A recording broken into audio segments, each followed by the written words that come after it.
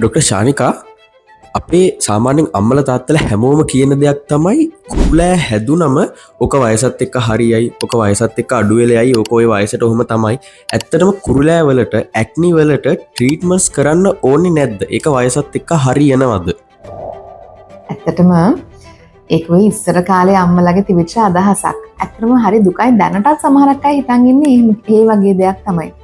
කුරුලෑ වලින් මම දැකලා තියෙනවා ඕන තරම් කට්ටිය මූණ වලවල් හැදිලා විනාශ වෙලා ඒ ළමයින්ට ඉස්සරහට තියෙන රස්සාවක් කරගන්නවත් කොන්ෆිඩන්ස් එකක් නැහැ. එහෙම නැත්නම් හොඳ රැකියා ඔපචුනිටිස් ඇති වෙන්නේ නැහැ. ගොඩාක් ප්‍රශ්න එනවා මානසිකව බලපානවා. ඉතින් ඇත්තටම එකක් දෙකක් ආවම කාලෙත් එක්ක ඔය ස්පෙෂලි පීරියඩ්ස් එහෙම හැදුනම ගෑනු ළමයින්ට බැහැලා යනවා. නමුත් මූණේ කුරුලෑ ගොඩක් ආවොතින් අද කාලේ නම් නවීන විද්‍යාවත් එක්ක අනිවාර්යෙන් ප්‍රතිකාර කරන්න ඕනේ.